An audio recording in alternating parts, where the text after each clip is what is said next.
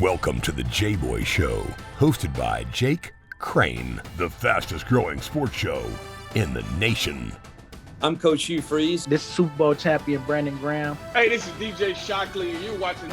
And thanks for watching the Jboy Show. What's up, everybody? Thanks for hopping in again on another edition of the Jboy Show. Got another great one straight out of the oven for you. Going to get to our guest in a second. Really love having him on. As I do all the guests, we're not going to bring somebody on here that doesn't know what they're talking about or doesn't believe in what they're saying. But first, speaking about believing, if you believe that you know you're going to win your bet, head over to betonline.ag today.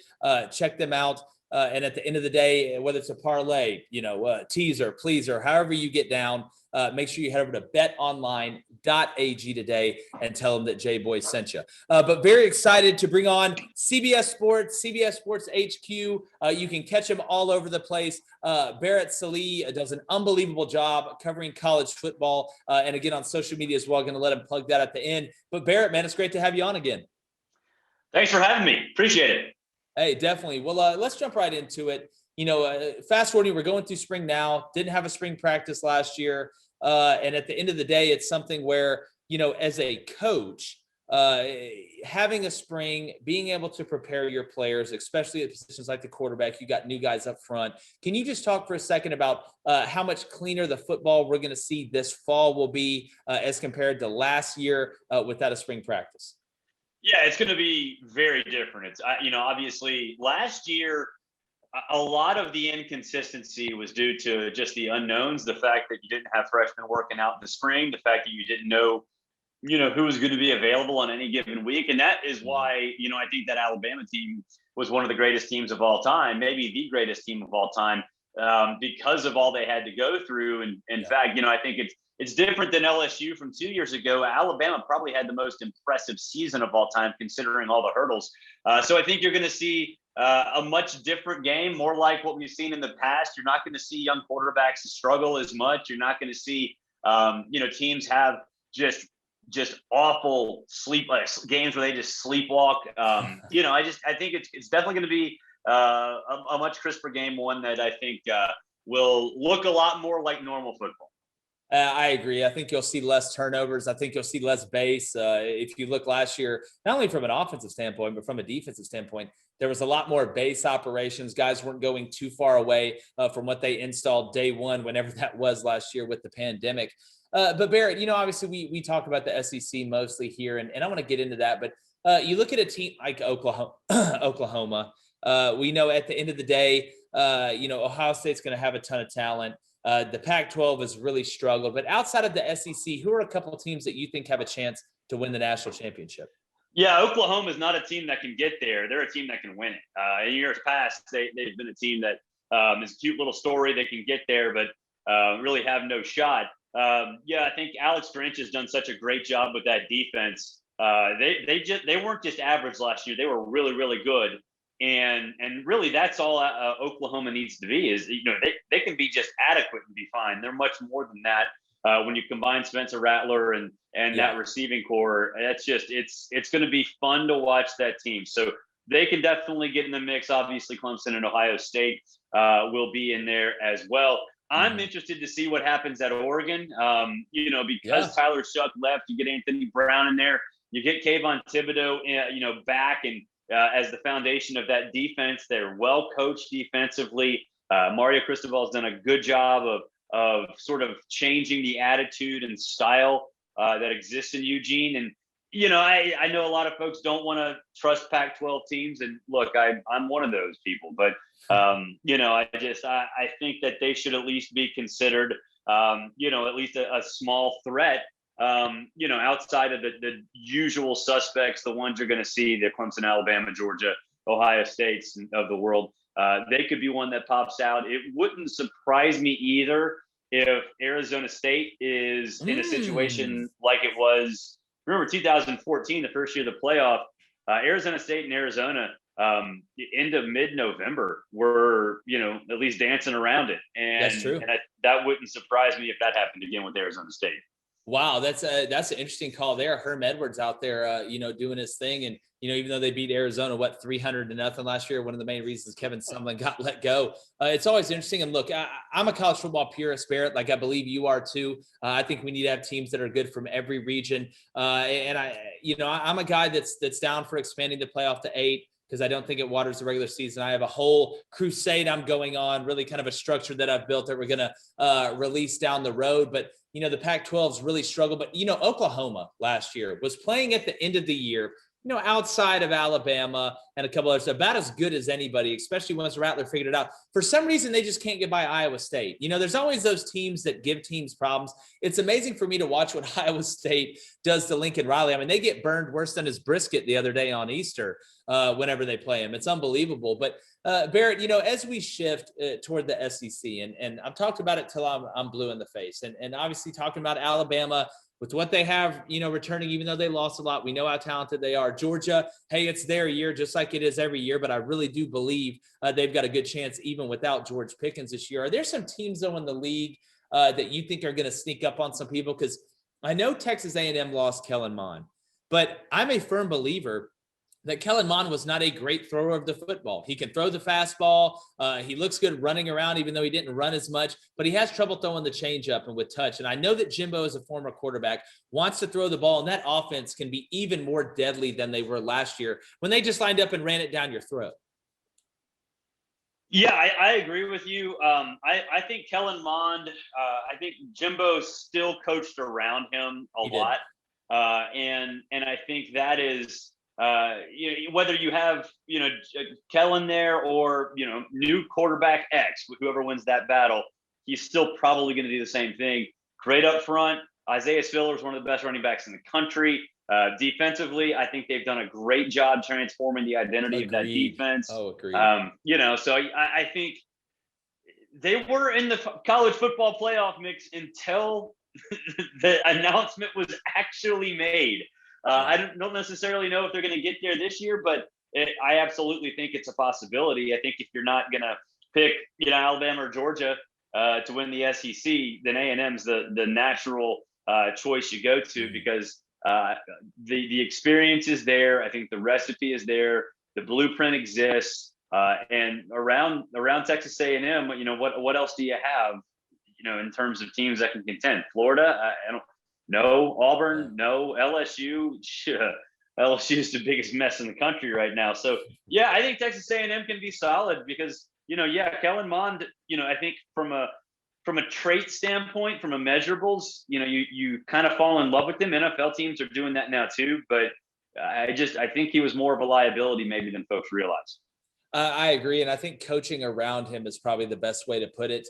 You think, he always struggled, late in games, throwing the ball, making mistakes leading up to last year. And if you look, whether it's him throwing what should have been a pick to Auburn's Zacoby McClain that went right through his hands, and Watermeyers that probably would have iced the game for Auburn. Jimbo just at the end, they said, all right, we're going to just be an anaconda and try and squeeze you to death with the run game at the end. So I think that's a great way to put it.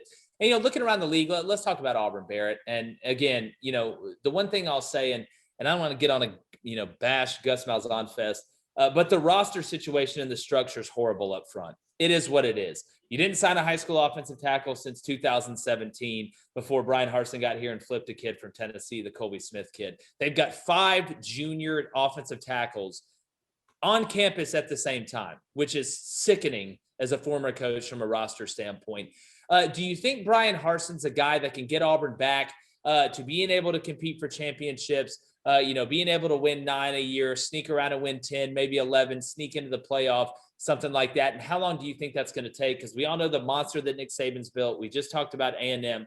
But really, other than that, Arkansas, yeah, but I think their ceiling is what it is. Ole Miss, yeah, but their ceiling is what it is. How do you feel about Brian Harsin in the long run at Auburn? Long run, I think he'll be fine. I know there's a school of thought out there that, he's an outsider and that is going to prevent him from having success. Okay, he's a damn good football coach, and he develops offensive linemen. He is creative enough, and he's smart enough that in the Mountain West, they need to run it down someone's throat. They run it down someone's throat. They're capable of doing that. If they're outmanned, they get tricky. That's fine. That's kind of what you're supposed to do. It's called good coaching. And yet you hit the nail on the head with Auburn's offensive line play. They don't have anybody. They consistently had to go out and get average to below average offensive line transfers just to fill a roster. And that is, you cannot do that. Like, you just flat out cannot do that. And I think it's going to take a little while. I'm talking about 3 years or so to really get that roster the way it needs to be. And then also from a development standpoint, Auburn, the strength and conditioning staff did not develop anybody. I mean, that it was I remember looking at Auburn, and this is, even when they beat Alabama 2 years ago, I was down on that field and looking around going, okay, I'm used to Alabama looking like an NFL team. Like, right, that's normal. But Auburn has consistently looked more and more like a JV team. And I think Brian Harsin is fully aware of that. I think he's hired a staff that, and the players will say it, that they're being treated more like Marines, and they're getting better way more in shape, better in football shape. Yeah. Some of those guys were in shape. They were not in football shape.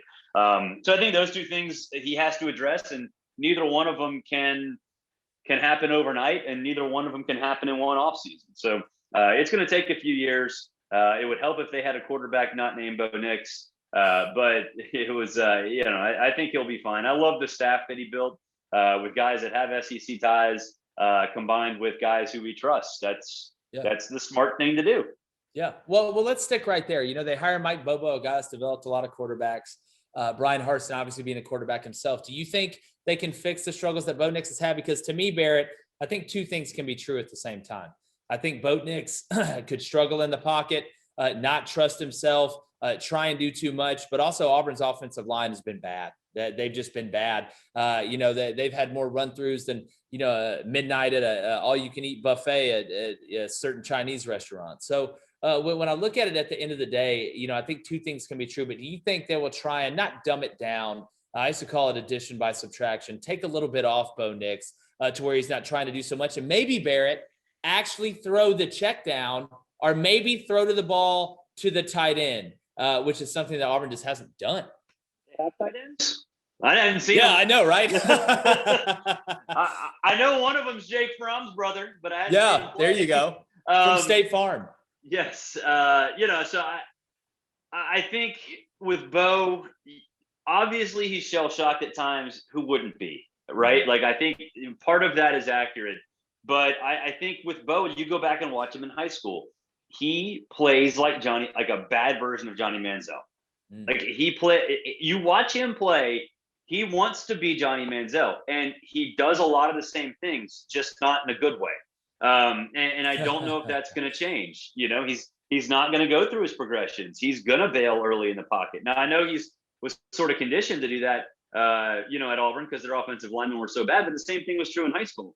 He could get away with it. He can look and play like Johnny Manziel in high school. He can't do that, at the college level. So I think Mike Bobo is good enough to keep Bo in check and make sure that he doesn't do extremely dumb things, which has been his problem in the past. But he ain't going to make him a good quarterback. He's not a good quarterback. Until he goes out and shows that he can't panic and won't panic, I think it's impossible to just assume that Mike Bobo or any offensive coordinator that comes in can do it. Yeah, well, because again, the coach isn't playing. He's got to go out and do it. You got to trust it.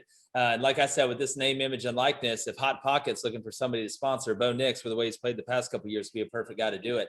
But and I do think, though, I will say, Barrett, I think he'll take a step this year. I think the offense will just dictate. And if he doesn't, that's the problem at Auburn. There's really not a guy behind him. And if you're going to try and play a true freshman quarterback in the FCC, best of luck with that. With the defenses that you're going to be running up against, it's hard to prepare a kid, even a redshirt kid, but you bring a true freshman kid in there, and it's really tough. Speaking of tough, if sleeping's been tough for you, if you're somebody that tosses and turns, you have joint pain, go to sundayscaries.com. Go ahead and use that Jboy promotion code, JBOY. You get 25% off. CBD gummies, they have drops, all type of stuff. I use them. I take 2 of the gummies, like I say, before I go to sleep. has helped my sleep out tremendously. And they have 100% money back guarantee. That's sundayscaries.com. Don't worry, it's not scary, but that's sundayscaries.com. Use that Jboy promo code JBOY and get 25% off. Go check them out today. We're here with CBS Sports HQ. Just turn the TV on. You're going to see him eventually, especially as close as we get to football season. Barrett, Sallee, talking some SEC. Talked a little bit outside of that before, but as we kind of get into the second half, Barrett, of this interview, I look around the league. Talked a lot about the Tennessee hire of Josh Heupel. I think it's a stopgap hire. It's the person you date right before you find the person that you're going to marry. But is there a team outside of Georgia in the East? Florida, I know they have talent, but they lost the Circle K, as I call it, with Kyle Trask, Kyle Pitts, and Kadarius Toney. And it's going to be a tough ask for anybody to step out and replace what was an electric offense last year. I mean, they were even throwing good shoe passes, Barrett. I see what you did there. Yeah, I appreciate that.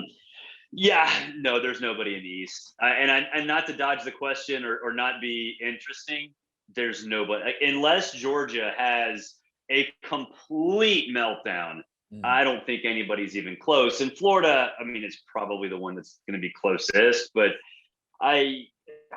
do you trust Emory Jones? I know Dan Mullen's a quarterback whisperer, but I don't trust Emory Jones. I especially don't trust Emory Jones when you lose three of the best wide receivers in the country and the best tight end, maybe in college football history. I cannot trust that team, especially considering the offensive line is just average at best, and Todd Grantham still exists in Gainesville. Like I don't trust them, and so I think. On top of that, Dan Mullen's had a foot out the door for like 3 years. He does not want to be a college football coach. He wants to be an NFL coach. So to me, it's a disaster waiting to happen for Dan. The expectations have gotten way too high because of the 3 straight New Year's Six bowl games and the fact that they were in the mix for the playoff. Until Marco Wilson decided he wanted to throw a shoe. But yeah, who throws a shoe, honestly. But no, I don't trust them. And with Tennessee, I kind of disagree with you on Heupel being a stopgap because I do think that Tennessee is not in a place to have a stopgap. That took a turn I didn't see taken, Barrett. That's yeah. Well, I mean, what are they going to do? Go hire somebody else? They're sort of at a point now where they have to be dedicated to Josh Heupel because they just otherwise just going to keep doing the same thing over and over again, and they're not going to be successful. Maybe they're not successful with Josh Heupel, but they have to give him way more time than the other guys. Otherwise, you're just going to keep repeating the same cycle, and it's not going to lead to success. Yeah, especially with the NCAA stuff, that's heading their way. The whole ordeal from that previous staff, which is not Josh Heupel's fault. He didn't do any of that, but he didn't help himself out from a PR standpoint with the way that he handled some stuff early, pulling a kid from Oxford's offer in the state of Alabama and then not releasing Dylan Brooks until there was so much pressure that he had to. And Tennessee has to be able to recruit the state of Alabama well because there's not enough kids in Tennessee to go win a national championship. And they haven't done well recruiting nationally ever since Huddle came out, in my opinion, which changed the game for everybody. But Barrett, I want to shift last couple of questions for you. A little NFL draft talk here from some SEC guys. You look at Mac Jones. All right, they keep talking about him going to the Niners at number 3. They're making all these moves and stuff like that. Do you believe the Mac Jones NFL hype? I think he's going to be a good quarterback, a solid quarterback. Is he better than Justin Fields? No, I don't tolerate Justin Fields slander. There will be no Justin Fields slander. But I do like Mac. He makes every throw. He, I think, understands, what is expected of him. I think his grasp of college football was exceptional, which I think will translate to him maybe easing into the NFL a little bit quicker. So yeah, I'm buying it. I don't necessarily know if the 49ers are that team. As a Falcons fan, I hope they are, because I definitely want Justin Fields on the field for the Falcons. But yeah, I mean, I think he'll be fine. I don't think there's a lot of concern there. Certainly not as much of a concern as Trey Lance. I don't know where that comes from. Yeah, no, I agree. And last question, Trevor Lawrence. All right, it's kind of a common deal. Trevor Lawrence is the guy, Barrett, do you think he's going to be a bust in the NFL? No. Not at Me all. neither. Me I love Trevor. Trevor. He could have gone out after his freshman year. Like if they allowed that, he could have gone out and been successful. He is, from a talent standpoint, so far beyond not just everybody in the draft and everybody in college, but like 3/4 of the NFL. He is going to be solid. You put him in with Urban Meyer. Yeah. I love it. And Urban Meyer, look, he gets labeled as this spread coach. I mean, he has quarterbacks of all kinds and has been successful with quarterbacks of all kinds, whether it's Tebow, Chris Leak, Alex Smith, JT Barrett, Cardell Jones. I mean, Dwayne Haskins, even though Dwayne Haskins was a bust in the NFL, like he does everything. And so you put him with Urban or with Trevor, and man, it's going to be a lot of fun. I can't wait to see it. And I don't even like Urban. Well, I mean, again, the proof's in the pudding. I always say women lie, men lie, numbers don't lie. And a little over under here, Barrett, over under 2 months after Trevor gets drafted that he's on a shampoo commercial. Oh, no, that is definitely under. He's getting a shampoo deal. Honestly, I'm surprised we haven't seen him. What is it? Head and Shoulders. That's where I was going, Barrett. God, you're good at this, dog. That's exactly where I was going. Yeah, I mean, he's a natural for the Head and Shoulders deal, right? Like, it has to be under. Definitely under. Yeah, he's head and shoulders above everyone else. Yeah, I did that. Terrible joke. But Barrett, really appreciate you coming on, man. It's always great. Going to get you back on, especially as we get closer to the season. Tell everybody where they can find you on social media and where you're popping up at, man, because you do a hell of a job. Yeah, follow me on all the social media sites at Barrett Sallee. Twitter, I'm trying to stay away from because it's too toxic. So Instagram is the way to go. And then in CBS Sports, download the app, watch CBS Sports HQ on any device, Roku, Amazon TV, Fire TV, all that stuff over the top on the CBS Sports app on those devices. And SiriusXM on Sunday mornings every week, and then whenever else they decide to call me. Appreciate you, man. It's always great. Everybody head over to ebay.com/sneakers today. Go copy a pair. They got a team full of authenticators, making sure the shoe is exactly what you want, from the box to the logo to the tongue to the sole to the strings, laces, whatever you want to call them. Every part of the shoe, it's what you want. No games, no gimmicks, just a great price, great delivery, and security you count on from ebay.com/sneakers. Barrett Sallee, thanks so much, brother. Head over to jboyshow.com. Subscribe to the YouTube channel, to Jboy Show, Apple Podcasts, Spotify. It's been another edition of the Jboy Show, and Jboy's gone. The Jboy Show is produced by David Cohn, Technical Director Dave Hammock, Creative Director David Culbertson, Audio Engineer Feyzan Shareef, Production Assistants Blaine Crain and Kyle Orr, Executive Producers Jake Crain, Vince Thompson, Steve Chamberlain, and David Cohn.